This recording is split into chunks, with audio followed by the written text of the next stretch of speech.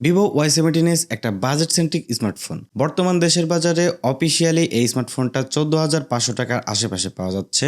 So আজকের ভিডিওতে আমরা এই স্মার্টফোনটার একজন ইউজার হিসেবে ইউজার এক্সপিরিয়েন্স আপনাদের সঙ্গে শেয়ার করব। আর আপনি যদি স্মার্টফোনটা কিনতে চান তাহলে স্মার্টফোনটা আপনার জন্য কেমন হবে এই বিষয়ে আজকে একটা ক্লিয়ার ধারণা দিব আপনাদেরকে। স্মার্টফোনটার ডিজাইনের কথা বলতে গেলে স্মার্টফোনটার ডিজাইন খুবই সুন্দর।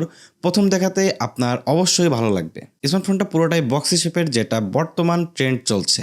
স্মার্টফোনটি হাতে নিলে মোটামুটি বেটার একটা ফিল পাওয়া যায়, কারণ স্মার্টফোনটি খুবই স্লিম এবং এটা অনেক লাইট ওয়েটের। এর ওজন মাত্র 186 গ্রামের আশেপাশে। আর স্মার্টফোনটি বেশ কয়েকটা কালারে অ্যাভেলেবেল আছে। আমার হাতে এই দুইটা কালার দেখতে পাচ্ছেন, ব্লু এবং গোল্ডেন। গোল্ডেন কালারটা খুব রিসেন্টলি বাজারে লঞ্চ হয়েছে। গোল্ডেন কালারটাতে বিশেষ একটা সুবিধা থাকছে, সেটা হচ্ছে ব্যাক সাইডে ডায়মন্ড কাটআউট থাকছে। ব্যাক সাইডটি দেখতে অন্যদের তুলনায় একটু ভিন্ন এবং দেখতেও অনেক সুন্দর লাগে। আর স্মার্টফোনটার চারপাশের ফ্রেম এবং ব্যাক সাইড প্লাস্টিকের, এই জন্য স্মার্টফোনটার ওজন অনেকটা কম। এই প্লাস্টিক কোয়ালিটি বাজেট অনুযায়ী আমার কাছে ভালো লেগেছে। আর ভালো ব্যাপার হচ্ছে স্মার্টফোনটির প্রত্যেকটা কালারের ব্যাক সাইডেই ম্যাট ফিনিশিং করা, সো ফিঙ্গারপ্রিন্ট একদম বসে না বললেই চলে। স্মার্টফোনটির নিচের দিকে থাকছে type C charging port, speaker grill, microphone এবং ইয়ারফোন জ্যাক। আর বাম পাশ একদম খালি এবং ডান পাশে পাওয়ার বাটন এবং ভলিউম আপ ডাউন বাটন, এবং উপরের দিকে থাকছে সিম ট্রে। আর স্মার্টফোনটাতে IP54 ওয়াটার রেজিস্টার থাকছে, যেটা হালকা পানির ছিটে ফোটা থেকে স্মার্টফোনটি রক্ষা পাবে। তবে ভুলেও আপনি কিন্তু স্মার্টফোনটাকে পানিতে ডুবায়েন না, তাহলে স্মার্টফোনটা কিন্তু সঙ্গে সঙ্গে ডেড হয়ে যেতে পারে। আর স্মার্টফোনটাতে কিন্তু পাওয়ার বাটনের সঙ্গে সাইড মাউন্ট ফিঙ্গারপ্রিন্ট সেন্সর থাকছে, যেটা অ্যাকুরেট ভাবে কাজ করে, তবে মাঝে মধ্যে মিস হয়। তো বাজেটের কথা চিন্তা করলে স্মার্টফোনটি ডিজাইনের দিক থেকে অনেকটা ভালো পজিশনে আছে। এখন কথা বলা যাক স্মার্টফোনটির ডিসপ্লে নিয়ে। স্মার্টফোনটিতে ডিসপ্লে হিসেবে থাকছে 6.56 ইঞ্চি একটা IPS LCD প্যানেল। ডিসপ্লেটি HD+ এবং এর ডিসপ্লেতে থাকছে না কোনো হায়ার রিফ্রেশ রেট। আর ডিসপ্লেটির পিক ব্রাইটনেস হচ্ছে 700, যেটা সরাসরি সানলাইটে ভালোভাবেই দেখা যায়। ডিসপ্লেটার চিন বেজেল মোটামুটি ভালোই আছে, তবে উপর এবং ডান বামের থেকে নিচের দিকে একটু বেশি এর বেজেলটা দেখা যায়। স্মার্টফোনটির ডিসপ্লেতে কোনো প্রোটেকশন থাকছে কিনা এই বিষয়ে কোনো তথ্য আমরা কোথাও পাইনি। তো স্মার্টফোনটি কেনার পরে অবশ্যই আপনারা একটা টেম্পার গ্লাস ইউজ করবেন। তো স্মার্টফোনটার ডিসপ্লেটা আমার কাছে খুব একটা ভালো লাগে নাই, কারণ এই বাজেটের অন্যান্য স্মার্টফোনগুলোতেও কিন্তু অনেক ভালো ডিসপ্লে দিয়ে থাকে। আর এই স্মার্টফোনটিতে HD+ ডিসপ্লে দেওয়া হয়েছে এবং এর রেজুলেশন অনেক কম থাকায় মিডিয়া কনজিউমের সময় খুব একটা শার্প রেজাল্ট পাওয়া যায় না এটা থেকে। আর এই ডিসপ্লেটার কালারও কিন্তু আমার কাছে কেমন ডাল মনে হয়েছে। তো যেহেতু এটা একটি বাজেট সেন্ট্রিক স্মার্টফোন, তো এটা থেকে এই টুকটাক সমস্যাগুলো মেনে নেওয়া যায়। তো এটা যেহেতু একটা বাজেট সেন্ট্রিক স্মার্টফোন, তো এটা ডিসপ্লে কোয়ালিটি খুব একটা ভালো হবে না, এটা সবারই জানার কথা। আচ্ছা, এখন কথা বলা যাক স্মার্টফোনটির পারফরমেন্স নিয়ে। স্মার্টফোনটিতে প্রসেসর হিসেবে ব্যবহার করা হয়েছে মিডিয়াটেক হেলিও G85 একটা 12 ন্যানোমিটারের প্রসেসর। এই প্রসেসরটা কিন্তু শুধু এই স্মার্টফোনে না, হিউজ স্মার্টফোনে ব্যবহার করা হয় এবং 12 থেকে 13,000 টাকার স্মার্টফোনগুলোতেও কিন্তু এই প্রসেসরের দেখা পাওয়া যায়। প্রসেসরটা বাজেট সেন্ট্রিক স্মার্টফোনের জন্যই তৈরি করা হয়েছে, আর এটার পারফরমেন্সও মোটামুটি ভালো। খুব বেশি প্রেশার না পড়লে তেমন ল্যাগের দেখা পাওয়া যায় না, আর এই প্রসেসর থেকে মোটামুটি ভালোই গেমিং করা যায়। ফ্রি ফায়ারের মতো গেমগুলো মিডিয়াম সেটিংসে খুব ভালোভাবে খেলা যায়, তবে পাবজি এবং কল অফ ডিউটির মতো গেমসগুলো লো সেটিংয়েও ল্যাগের দেখা পাওয়া যায়। স্মার্টফোনটি টুকটাক ক্যাজুয়াল গেমিংয়ের জন্য কেনা যেতে পারে, তবে কেউ যদি একদম হেভি গেমার হয়ে থাকেন তাহলে এই স্মার্টফোনটি কেনার সাজেশন থাকবে না। আর স্মার্টফোনটি অ্যান্ড্রয়েড 13-এর উপর ফান্টাস 13-এ রান করছে, তো আমার কাছে মনে হয় না এই স্মার্টফোনটি থেকে আর কোনো আপডেট পাওয়া যাবে। আর ভিভো তেমন ক্লিয়ার করে কিছু বলে নাই, আর সাধারণত বাজেটের স্মার্টফোনগুলোতে খুব বেশি আপডেট আসেও না। আচ্ছা, এখন কথা বলা যাক স্মার্টফোনটির ক্যামেরা নিয়ে।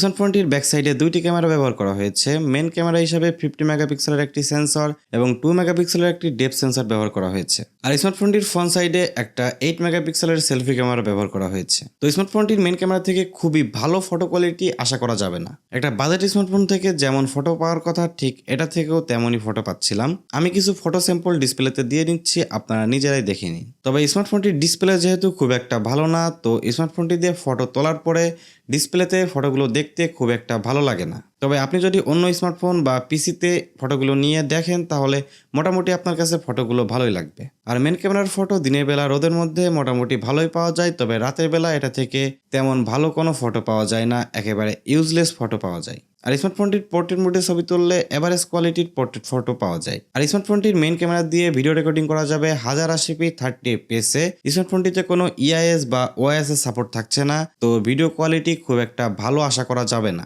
আর এর মেইন ক্যামেরার ভিডিও স্যাম্পলও আমি আপনাদেরকে দেখিয়ে দিচ্ছি, আপনারা নিজেরাই জাজ করে নেবেন। আর স্মার্টফোনটির সেলফি ক্যামেরা থেকে মোটামুটি ভালো কোয়ালিটির সেলফি পাওয়া যায়।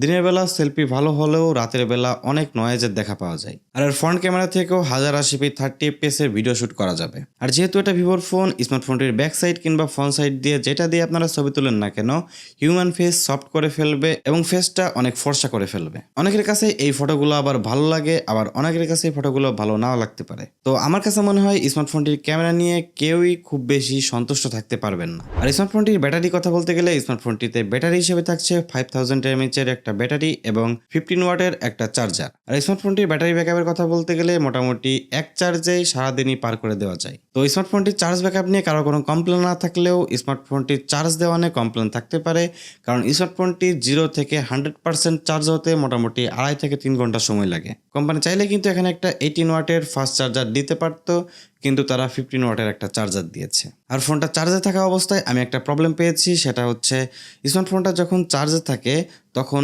স্মার্টফোনটা অনেক বেশি হিট হয়ে যায়। তবে এটা সব ডিভাইসে কিনা এটা আমি শিওর বলতে পারছি না, তবে আমার ইউনিটে এই প্রবলেমটা আমি পেয়েছি। আর স্মার্টফোনটার প্রাইসের কথা বলতে গেলে স্মার্টফোনটার প্রাইস অফিসিয়ালি 4GB এবং 128GB ভ্যারিয়েন্টের দাম 14,500 টাকা এবং 6GB এবং 128GB ভ্যারিয়েন্টের দাম 16,000 টাকা। তবে কোম্পানির অফারে আপনি 4GB এবং 128GB ভ্যারিয়েন্টের দাম 14,000-এর মধ্যে পেয়ে যাবেন এবং 6GB এবং 128GB 15,000 টাকায় পেয়ে যাবেন। তো 15,000 টাকা বাজেটের এই স্মার্টফোনটা কিন্তু আমার কাছে খুব একটা ভালো লাগেনি, কারণ স্মার্টফোনটার ডিজাইন ছাড়া ডিসপ্লে ক্যামেরা কোনো কিছুই খুব একটা কাজের না। তো কেউ যদি 15,000 টাকার মধ্যে ভিভোর স্মার্টফোন কিনবেন বলেই ভাবছেন, তাহলে এই স্মার্টফোনটা দেখতে পারেন। তবে এই স্মার্টফোনটা শুধুমাত্র ডিজাইনের জন্য নেওয়া যেতে পারে, তবে এর ডিসপ্লে এবং ক্যামেরা কোয়ালিটি খুব একটা ভালো না, অ্যাভারেজ। তো এই বিষয়গুলো মাথায় রেখে আপনার স্মার্টফোনটা কিনতে হবে। আর স্মার্টফোনটিতে কিন্তু মেজর একটি প্রবলেম থাকছে, সেটা হচ্ছে স্মার্টফোনটি কিন্তু চার্জে থাকা অবস্থায় হিট হয় এবং আপনি লং টাইম যদি স্মার্টফোনটি ইউজ করেন তাহলেও স্মার্টফোনটি হিট হয়। তবে স্মার্টফোনটির একটা জিনিস আমার কাছে ভালো লেগেছে, আপনি এই বাজেটে রিয়েলমি কিংবা শাওমির যে স্মার্টফোনগুলো পাবেন ওই স্মার্টফোনগুলো কিন্তু কিছুদিন পরে ল্যাগ কিংবা স্লো হয়ে যাবে, কিন্তু এই স্মার্টফোনটা কিন্তু আমি বেশ কয়েকদিন ইউজ করছি, মোটামুটি 2 থেকে 3 মাস, তারপরে এই স্মার্টফোনটি কিন্তু তেমন ল্যাগ বা স্লো দেখা পায় নাই। তো স্মার্টফোনটির মোটামুটি সকল তথ্যই আপনাদের মাঝে শেয়ার করার চেষ্টা করেছি। আপনারা যদি কেউ এই স্মার্টফোনটির ক্যামেরার জন্য আলাদা ডেডিকেটেড একটা রিভিউ ভিডিও চান তাহলে আমাকে কমেন্টের মাধ্যমে জানাতে পারেন, আমি অবশ্যই চেষ্টা করব এর ক্যামেরা নিয়ে আরও একটা ভিডিও করার জন্য। তো আজকের ভিডিওটি এ পর্যন্ত ছিল। ভিডিওটি ভালো লাগলে ভিডিওতে লাইক, কমেন্ট, শেয়ার এবং চ্যানেলটিকে সাবস্ক্রাইব করতে ভুলবেন না। আসসালামু আলাইকুম।